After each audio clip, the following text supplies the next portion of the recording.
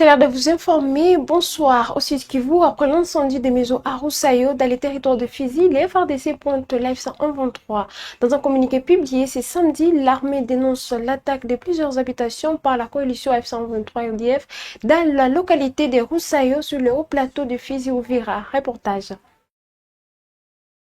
Les forces armées de la République démocratique du Congo, FARDC, ont affirmé dans un communiqué publié le 14 février 2026 que des combattants de la coalition F-123 RDF ont incendié plusieurs habitations le 11 février dernier dans la localité de Roussayo située sur le haut plateau de Fizi-Ouvira dans l'est du pays. Selon l'état-major général, ces actes ont visé des civils et constituent des graves violations du droit international humanitaire et des droits de l'homme. L'armée congolaise estime que l'opération a été menée pour punir des populations locales qui ont refusé de se soumettre ou de quitter la zone. Dans sa déclaration, le porte-parole de FARDC condamne des actes terroristes scandaleux et accuse également l'armée rwandaise et ses alliés présumés de vouloir déstabiliser la région et en travers le processus de paix en cours. À ce stade, aucune réaction officielle côté F-123 sur ces accusations. La situation sécuritaire dans l'est de la RDC demeure tendue avec des appels renouvelés à la protection des civils, au cessez-le-feu et à la poursuite des efforts diplomatiques pour restaurer la stabilité. Le président Félix Tshisekedi accepte le principe de cessez-le-feu et s'aligne sur l'initiative de son homologue angolais en vue d'un dialogue inter-congolais. Dans un communiqué publié hier vendredi 13 février, la présidence de la RDC annonce que le chef de l'État prend acte de préalable proposé par Luanda tout en mettant en garde contre toute tentative de modification de l'équilibre militaire sur le terrain.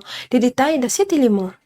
Ce vendredi 13 février 2026, le président Félix Antoine Tshisekedi a dû prendre acte de l'initiative de son Excellence M. João Lourenço, président de la République d'Angola, sur le préalable du dialogue intercongolais qui devrait réunir acteurs politiques et civils de la République démocratique du Congo. De ces faits, la République démocratique du Congo informe l'opinion nationale et internationale que son Excellence M. le président de la République a accepté le principe de cesser le feu dans un esprit de responsabilité, d'apaisement et de recherche d'une solution pacifique au conflit, du temps dans un communiqué rendu public par la présidence de la RDC. Cette réaction de la première institution de la République fait suite à la récente visite de travail du chef de l'État congolais à Luanda dans la foulée de son retour de Washington. Sur place, Félix Tshisekedi a réitéré sa position quant au préalable de la tenue du dialogue entre Congolais qui, selon lui, ne doit se tenir outre le cadre institutionnel et le territoire national. Une ligne à laquelle quasiment toute l'opposition ne s'aligne pas. Cette réaction de la première institution de la République fait suite à la récente visite de travail du chef de l'État congolais à Luanda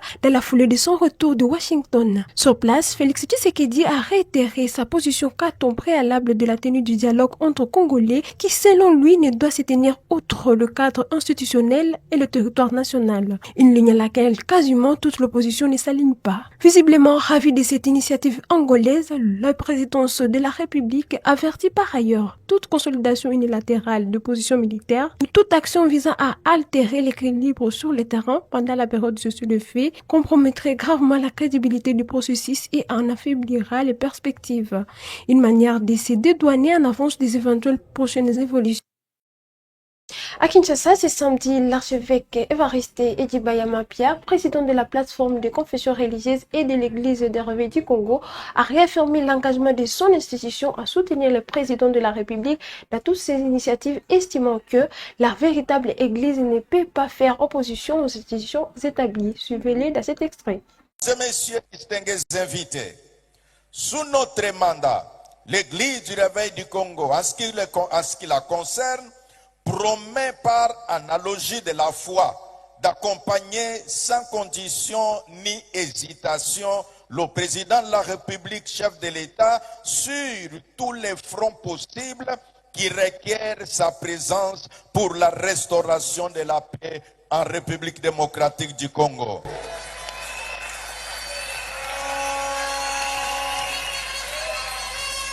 N'est-ce pas que la Bible interdit à tous ceux qui servent Dieu de ne point être parmi les gens remuants, mais d'être plutôt à la montagne en tant que conseiller de ceux qui gouvernent. Autrement dit, l'Église est au milieu du village. Mesdames et messieurs, C'est ainsi qu'en rapport avec la problématique du dialogue national, nous sommes conscients de notre responsabilité historique, spirituelle et citoyenne pour affirmer avec clarté que l'Église du Réveil du Congo est aujourd'hui suffisamment outillée, structurée et mûre pour contribuer utilement aux affaires de la nation.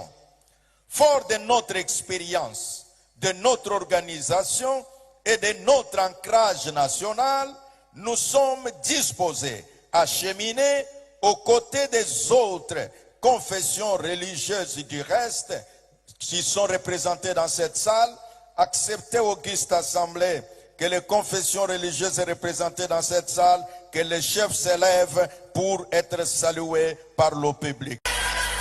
Donc, je disais qu'aux côtés des autres confessions religieuses et des partenaires de la société civile, dans un dialogue national véritablement inclusif, apaisé et constructif, cet engagement s'est fait et se fera dans le strict respect du cadre constitutionnel, légal et institutionnel de la République démocratique du Congo pour le bien commun de tous, en affirmant que la véritable Église ne peut pas faire l'opposition aux institutions établies.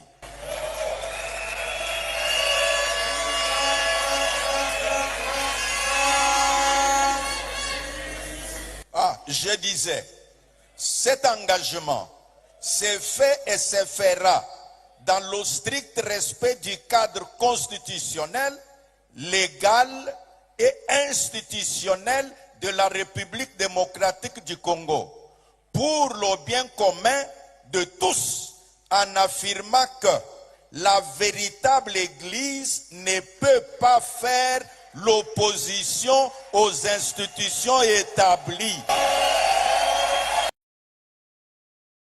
La Banque centrale du Congo lance franc-congolais Nkolo Mabele, une chanson inédite portée par Suzy Kasea et plusieurs icônes de la musique congolaise, dont Kofi Olomide, Fally Ipupa et Roy Rasson.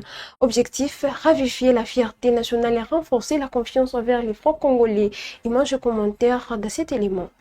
La Banque centrale du Congo, BCC, a annoncé la sortie officielle de la chanson franc-congolais Nkolo Mabele, une initiative culturelle inédite composée par l'artiste Suzy Kasea. À travers ces projets, l'institution monétaire mise sur la puissance de la musique pour promouvoir les francs-congolais et raviver la fierté nationale en République démocratique du Congo. Les projets rassemblent plusieurs figures majeures de la scène musicale congolaise: Jossar Nyonkalongo, Kofi Olomide, Jibem Piana, Weranson, Ferregola, Fally Ipupa, Héritier Wata et Gazma Wete. Selon les initiateurs, cette collaboration exceptionnelle vise à rappeler que la culture peut aussi devenir un outil d'engagement citoyen et économique.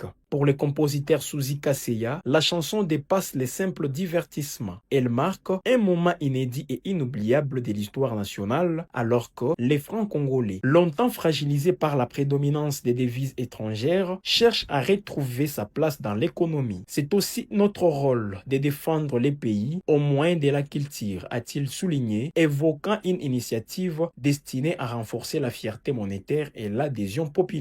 De son côté, la BCC considère cette production comme un véritable instrument de sensibilisation. L'institution y voit un moyen de reconquérir la confiance envers la monnaie nationale, présentée comme un symbole de souveraineté et un pilier de la stabilité macroéconomique. Selon la Banque centrale, l'œuvre incarne également la résilience du peuple congolais et participe à la consolidation progressive des fonctions essentielles du franc congolais. La sortie du clip officiel est annoncée dans les prochains jours. Déjà, l'initiative suscite une forte attente, tant chez les amateurs de la musique que chez les acteurs économiques, curieux de voir comment la création artistique peut contribuer à façonner les débats nationaux autour de la souveraineté monétaire. Restons toujours à Kinshasa, où le réseau électrique de Kinshasa au niveau du pont Kiabou a été fragilisé après que des travaux de construction menés par une société étrangère ont endommagé des câbles souterrains de moyenne tension. La SNEL invite désormais toutes les entreprises publiques et de construction à la consulter avant tout chantier afin de protéger ces infrastructures vitales. Reportage. Un autre coup dur frappe les réseaux électriques de la Société nationale d'électricité SNEL SA à Kinshasa, après les sectionnements de 7 feeders au boulevard Sendwe par une entreprise chinoise. Un incident similaire vient de se produire au niveau du pont Kabu, dans la commune de Kinshasa. Des câbles moyenne tension ont été sectionnés par une autre société étrangère en plein travaux.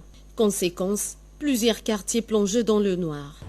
Mais nous constatons que malheureusement, à côté des efforts que nous sommes en train de fournir, ces efforts sont anéantis par ceux qui interviennent sur les voiries de la ville de Kinshasa. Là, nous sommes en train de constater avec vous que les câbles qui alimentent la partie des lignes à la Beauvant et tout autour des Beauvant, une partie de Kinshasa, ici là où nous sommes, ce câble est coupé. Quand on dit destruction méchante, les gens parfois trouvent que nous sommes en train d'exagérer.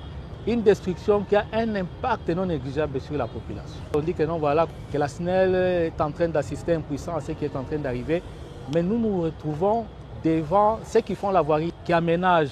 Ici là, nous sommes au pont Kabu, sont en train d'aménager tout autour de ce pont, mais on n'a pas été approché pour nous dire que voilà, on est en train d'intervenir quelque part.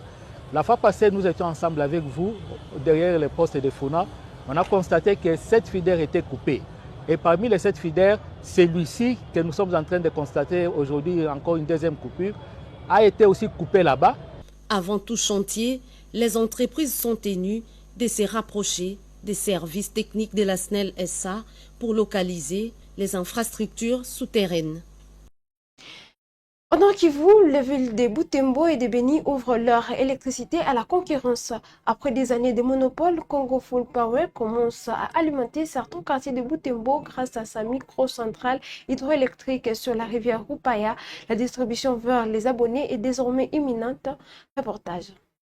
C'est désormais officiel, la société énergétique Congo Full Power est autorisée à lancer ses activités de fourniture d'électricité dans la ville commerciale de Butembo, un espace longtemps marqué par un monopole d'un secteur stratégique. L'annonce découle d'une correspondance adressée au gouverneur du Nord Kivu par le ministre des Ressources hydrauliques et de l'électricité, confirmant ainsi la libéralisation du secteur de l'électricité à Butembo. Cette décision vient mettre fin à un mythe longtemps entretenu autour de l'exclusivité de la distribution du courant électrique dans la ville. Grâce à ce feu vert, Congo Full Power est habilité à exercer légalement ses activités dans sa zone des concessions, notamment dans le quartier Mihake, Virea, Wutike, Wulindi et Mukalangirwa. Une avancée majeure qui ouvre une nouvelle ère pour l'accès à l'électricité à Butembo avec l'espoir d'une amélioration de la qualité du service, d'une concurrence bénéfique pour le consommateur. Nous tenons à remercier beaucoup le ministre d'avoir pris cette décision d'élever les mesures conservatoires relatives à la construction du réseau de distribution dans le périmètre qui a été attribué à la société Congo Full Power. Dans l'ensemble, la population était très ravie de suivre cette décision. Parce que depuis longtemps, la population vit dans le noir, ce qui est une source d'insécurité pour elle. Sur le terrain, l'entreprise s'est due prête. Tous les équipements nécessaires sont déjà disponibilisés pour garantir une fourniture électrique fiable et continue. Congo Full Power dispose notamment d'un barrage hydroélectrique et d'une centrale équipée de machines neuves capables d'alimenter une large partie de la région. Pour ce qui est des rumeurs qui circulent sur les réseaux sociaux, disons que Congo Full Power utilise des machines vétustes et qu'il ne sera même pas à mesure d'allumer la lampe témoin. Bon, comprenez que ces rumeurs sont véhiculées par des gens qui ne veulent pas voir Congo Full Power réussir dans ses actions. Et ils veulent seulement saper la réputation et ternir la réputation de Congo Full Power. Nous tenons à rassurer l'opinion que les machines ainsi que toutes les installations utilisées par Congo Full Power sont flambant neuves. À la question de savoir pourquoi Congo Full Power n'a pas allumé sa lampe témoin dans la ville, souvenons-nous que la mesure conservatoire interdisant toute activité de Congo Full Power dans la ville a fait presque 2 mois. Et c'est la période pendant laquelle Congo Full Power aurait pu allumer sa lampe témoin. Alors nous tenons à rassurer la population que nous allons travailler d'arrache-pied pour que la population ait vraiment le courant au temps opportun. Entreprise de droit congolais, Congo Full Power est spécialisée dans la production et la distribution d'électricité. Elle exploite son propre barrage hydroélectrique situé à la rivière Rupaya, au village Kisungu Kasalala, d'où proviendra l'énergie destinée à desservir la ville de Butembo dans les prochains jours. Enfin, à Lubumbashi, près de 1000 candidats autodidactes ont préparé ce samedi 14 février aux épreuves préliminaires de l'examen d'État édition 2026. Une étape décisive pour ces aspirants finalistes qui espèrent décrocher leur ticket pour la session ordinaire. Reportage dans la capitale provinciale, l'audio Katanga. Pour faire mieux, disait Jean de La Fontaine. Cet adage tient son pesador ces jours. Près de 1000 candidats autodidactes de la ville de Lubumbashi ont passé ce samedi 14 février 2026 les épreuves préliminaires de l'examen d'État dans l'enceinte de l'Institut Ouezo du complexe Kiwele. Le ministre provincial de l'Éducation, Georges Kadinga Mulundule, a supervisé ces épreuves au nom du gouverneur intérimaire du Ratanga, Martin Kazembechula Empêché. Nous sommes très satisfaits de voir que les candidats sont là et que tout se passe en ordre. Ils sont vraiment appliqués. Nous avons constaté aussi qu'il y a une augmentation du nombre de candidats du genre féminin par rapport à l'année passée. Nous sommes toujours dans la même moyenne d'environ 1000 candidats, 1000 et plus. Je pense que ça va aller très bien et nous sommes satisfaits. Et là, nous transmettons le message de son Excellence, Monsieur le gouverneur de province, Martin Kazembechula, qui est en déplacement, qui a souhaité à ce que ça se passe en ordre et dans la discipline. Et là, nous l'avons constaté et nous sommes satisfaits. Nous saisissons cette même occasion pour féliciter et remercier les organisateurs, notamment le COVED, l'IPP, ainsi que tous ceux qui ont concouru à ce que cette épreuve se passe au moment voulu, et au moment prévu, c'est-à-dire le 14 février 2026, tel que prévu par les calendriers scolaires. L'IPP, Jean-Pierre Kokumbo et les prophètes Joseph Munkeo et bien d'autres responsables de la province éducationnelle du Katanga 1 étaient dans la suite du ministre provincial Georges Kadinga Mulundule. L'examen se déroule bien. Les candidats sont soumis à la culture générale, aux mathématiques et au français et bien d'autres sciences. Ceux qui vont satisfaire auront droit dépasser l'examen d'État au mois de juin prochain. C'est par ces reportages que nous mettons fin à cette édition d'actualité. Mesdames et messieurs, merci de l'avoir suivi. N'oubliez pas de liker, commenter, partager toutes ces actualités. À tous et à tous, nous vous souhaitons un bon week-end chez vous.